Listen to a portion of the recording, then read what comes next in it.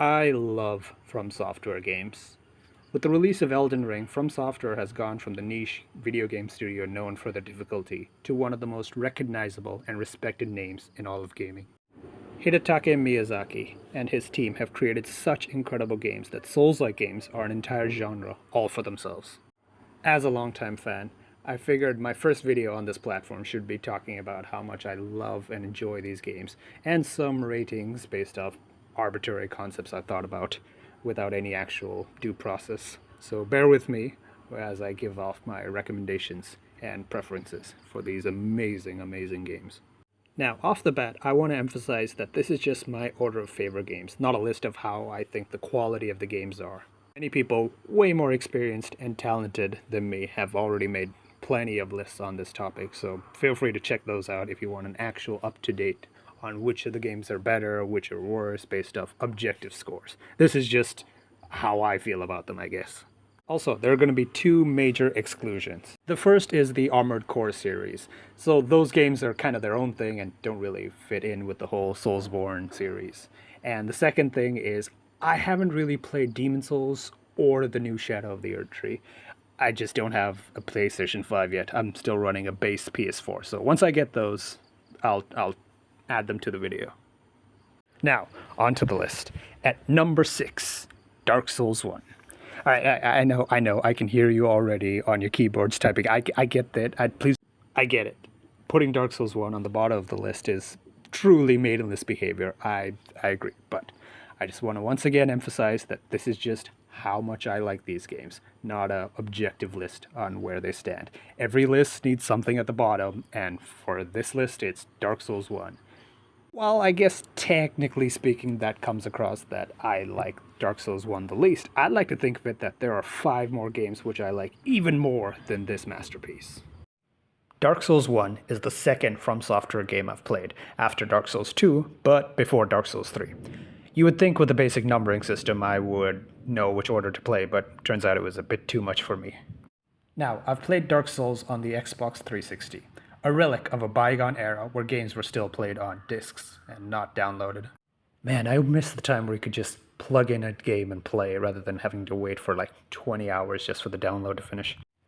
From Software games are notoriously difficult. That's like the whole thing. Hell, Dark Souls 1 was released as the Prepare to Die edition because of how tough it was. However, whenever I think of these games, I feel like the first 2 Dark Souls are a different kind of difficulty than the later entries into the series. Oh, I'm also guessing that Demon Souls is part of this, not the remastered version, but the original one on the PS3 era. I haven't played that one, but I have a feeling that too will fit into this category.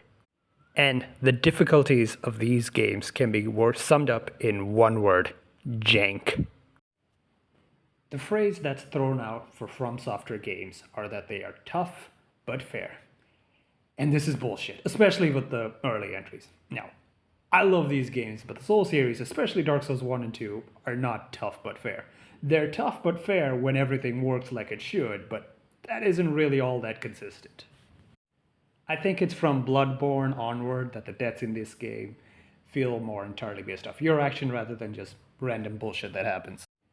In Dark Souls 1, well, you could die an honorable death facing an enemy in combat in single duel. The likelihood of that happening in actuality is a little hit or miss. More likely, you could die because you got ganged up by a bunch of enemies hiding in a corner. Or, for some reason, the camera decided that it's a real boy and locked onto a random texture packet, like halfway across the map. Or, your character decides that hitting a wall with their sword is more effective than hitting the enemy. Or, you get the point. I don't have the skill or patience to do a no-hit or no-death run on any of these games. But, gun to my head, if I had to attempt one, it would definitely be the later games. Probably Elden Ring or Dark Souls 3. I would be halfway through Dark Souls 1 with no deaths when the camera would just clip through the floor and suddenly, by the law of equivalent exchange, my soul would become a green orb. I remember when I bought Dark Souls 1, a lot of the comments online were about how it was a clever subversion of classic RPG tropes, which kept players on their toes guessing entirely while playing. I, in my infinite wisdom, wisely never played an RPG before, thus rendering this feature obsolete. I honestly think what really sold me in the beginning was just my character. Normally, you'd be like a mythical knight or reborn hero, or a poor villager who was secretly a mythical knight who was a reborn hero. Maybe I'm just thinking of Link from Zelda, but anyway. In Dark Souls, you play as the chosen undead, a human who's sent on a pilgrimage of great importance to serve the very gods themselves. That is, until you reach the first area of the game, Firelink Shrine, and are promptly told that all of that is nonsense. You're nobody. You're not special. In fact, there have been tons of chosen undead. And the gods set the whole pilgrimaging thing up so that humans wouldn't rebel against them.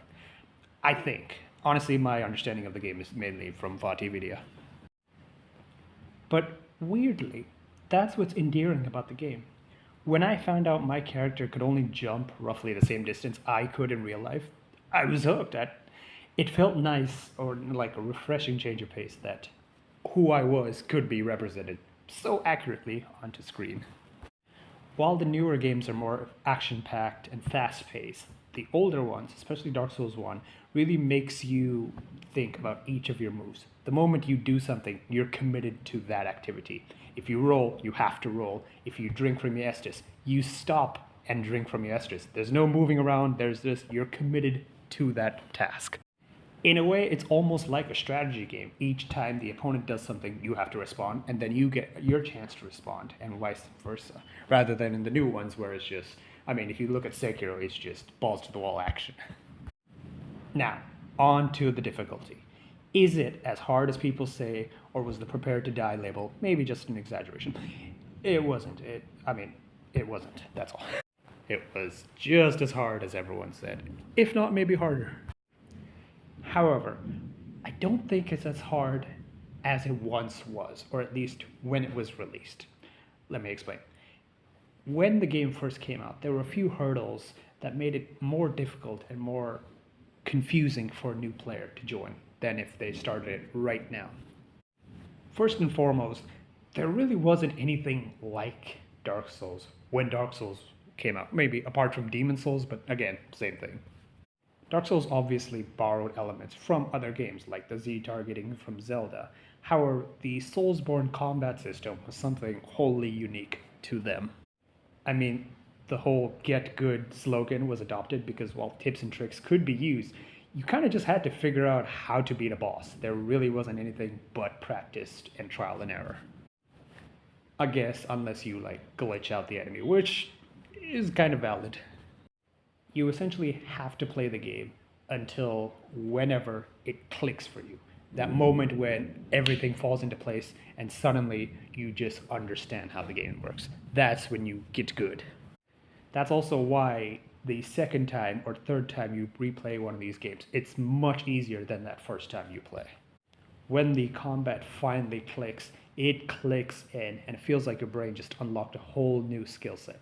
The difficulty comes from how long it takes for that to happen. For my case, it took 2.5 entire games before that happened, but we don't have to delve on that. The next thing is the time period. Dark Souls 1 came out in 2011. Wow, I feel old. Okay, so this is what phones looked like back then. And the internet was also a different place. Sure, there were guides and YouTubers like WildPie and Iron Pineapple back in the day as well.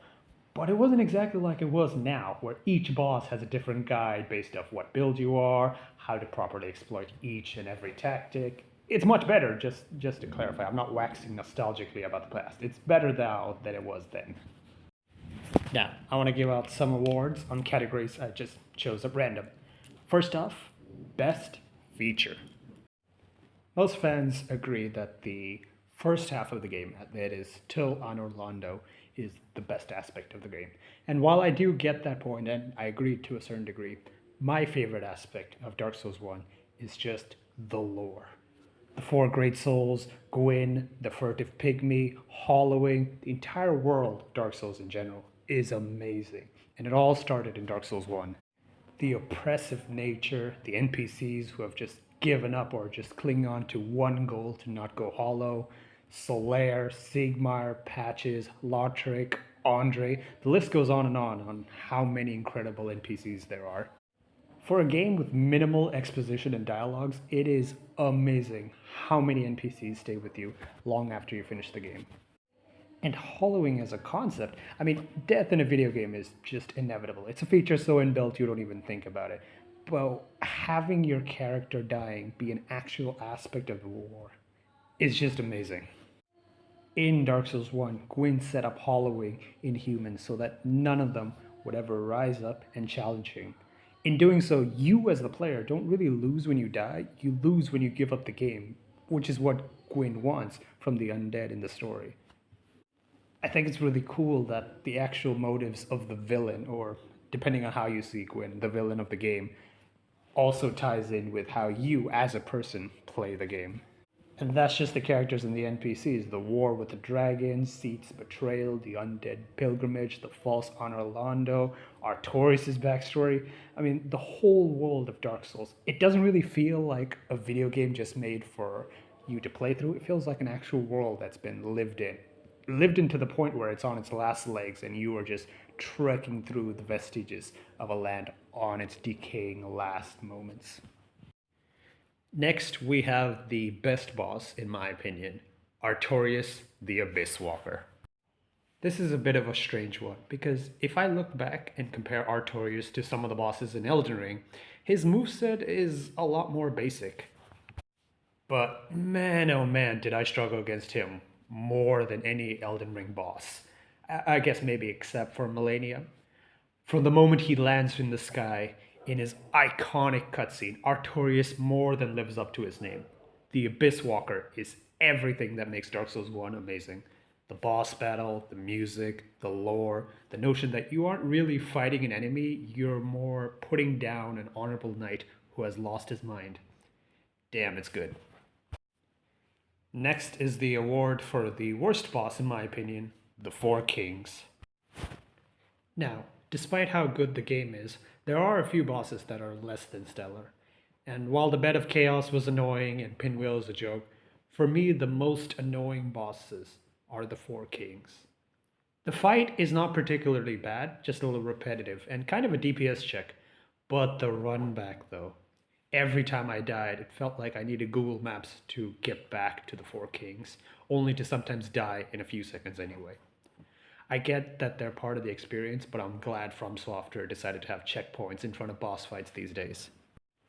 Next is the best area, which obviously goes to Honor Londo. I mean, do I really need to explain this one? It's Honor Londo. It's the place. Even if you didn't know the lore, like I did when I was playing, you can immediately tell this is where the important people lived. The golden, well, everything, the scale, the size of the doors and buildings, the massive sentries that guard the place, the introduction of mimics, all culminating in one of the best boss battles in not just the game, but in the entire From Software series. Even now, Ornstein and Smog are still one of the roughest bosses to fight. First time I beat them, it didn't even feel like a victory, more of a, can I put my fingers down from my controller? They're starting to cramp. And then you are greeted to Guinevere in all her, let's say, magnificence. And finally, how you realize the whole place is kind of an elaborate trick, and the illusion breaks, and you see Anor Londo for how it really is. Next up, the worst area in the game, the Tomb of the Giants. Blighttown sucks. I know, I might be the first person to be brave enough to say that out loud. From the endless ladders, annoying creatures, and the frame rate in the original version, suffice to say the whole place is a pain in the ass. Now, take all of that, add low visibility, giant skeletons, and cliffs that drop you to your death, and you get the Tomb of the Giants. Yes, I did the quest and got the Sunlight Maggot helmet, but even still, the whole place is so dense and hard to see. My least favorite runback is the Four Kings, but Edo's runback is kind of up there. And Tomb of the Giants is just a horrible place to be. Best NPC, Solaire. I mean, I don't really have to explain that one, right? Yeah, no, we can move on. I think because of its uniqueness and time period it was in, Dark Souls cemented itself as the difficult game. But it's so much more than that. If you're a newcomer to the series, I understand the hesitation to play a game like this. If you're coming back from a hard day of work or school, I get why you don't want to spend the one free hour you have getting killed a dozen times by a rat with syphilis. But if you stick with it, there's a good chance Dark Souls may be one of your favorite gaming experiences. There's a ton of videos on how Dark Souls saved people, and I'll admit I'm kind of in this category myself. But rather than going in with that expectation that this game is going to forever change your life, I would say just try Dark Souls until you reach Honor Orlando. It's a good chunk of the game, and you will get frustrated in the beginning. When you start out the game, it throws a ton of information at you, and it doesn't really give you much time to prepare and figure it out. Luckily, though, there's a ton of guides and walkthroughs online to help you get every aspect of the game down. Dark Souls purists will harp on about the quote unquote right way to play these games, which, according to them, if you aren't beating every boss with only a ladle and loincloth, you're not getting the true Dark Souls experience. This is obviously nonsense. Play the game how you want to play it. If you want to use magic or incantations, go for it. If you want to cheese a boss or summon people, hey, you do you. These games have an amazing replayability factor, so don't worry too much on how your character is in your first playthrough. And finally, I want to give out some awards on some aspects of the games I really like. Finally, I have an honorable mention, which is just something specific I like about each game. For Dark Souls, it's the community. I beat Dark Souls 2 in its entirety before I started Dark Souls 1, but it's only in Dark Souls 1 where I began finding out about the Soulsborne community. Like most, I started with VaatiVidya to figure out what the hell I've been playing for the past two games. That led me to find Wild Pie's Guide and Iron Pineapple. There's Sunlight Blade, Yamfa. I think that's how you pronounce it. I don't know if it's just YMFAH or it's actually whatever. It's an amazing channel. And there's so many more like that. Three of my all-time favorite videos on this platform are Yamfa's How to Build a Giant Dad, Wild Pie's Dumb Shit Guide to Honor Orlando, and Iron Pineapple's Gravelord Experience. Finding the Dark Souls community was like finding a chocolate cake hidden away after an already amazing meal. And yeah, that's my thoughts on Dark Souls 1. Next up, number 5, Elden Ring.